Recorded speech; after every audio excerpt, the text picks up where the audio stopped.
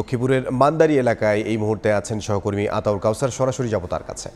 আমি এই মুহূর্তে আছি লক্ষ্মীপুর পৌরসভার মধ্যে, অর্থাৎ লক্ষ্মীপুর পৌরসভার মধ্যে এই পরিমাণ পানি উঠেছে। আমরা বলছিলাম বরাবরই যে লক্ষ্মীপুরে কিন্তু বন্যা পরিস্থিতির অবনতি ঘটছে এবং আমরা আজকে দেখতে পাচ্ছি যে গতকালকে চেয়ে আজকে লক্ষ্মীপুরে বেশ কিছু জায়গায় পানির পরিমাণ আরও বেড়েছে।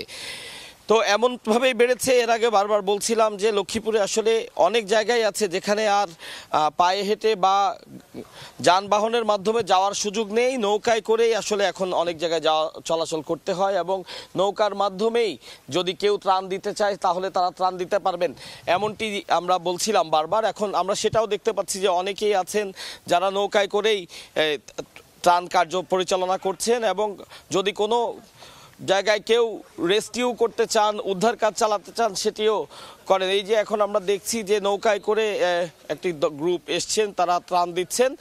আসলে নানান আমরা দেখেছি যে বিভিন্ন রাজনৈতিক দলের অঙ্গ সংগঠন, বিভিন্ন স্বেচ্ছাসেবী সংগঠন, সরকারের বিভিন্ন সংস্থা অনেকেই ত্রাণ দিচ্ছেন। একজন অত্যন্ত বয়স্ক মানুষ, তাকে আমরা দেখছি ত্রাণ নিয়ে যেতে।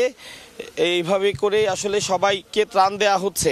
আসলে ওই যে বিষয়টি যে অনেক মানুষ আছেন যারা এখনও কিন্তু ত্রাণের আওতার বাইরে রয়েছেন, কারণ তারা এত দূরেই থাকেন যেখানে আসলে নৌকা ছাড়া যাওয়ার আর কোনো সুযোগ নেই।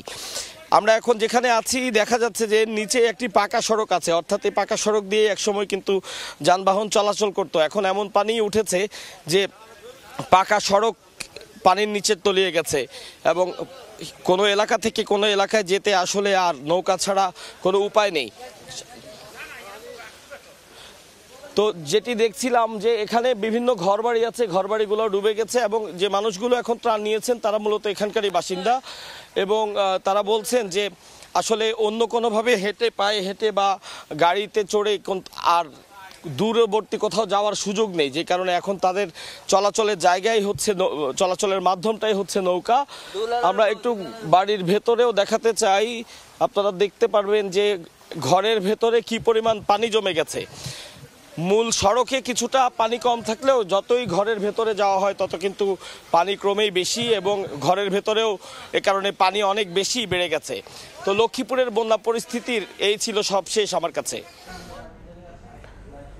লক্ষ্মীপুর থেকে বন্যা পরিস্থিতির খবর জানাচ্ছিলেন সহকর্মী আতাউর কাউসার।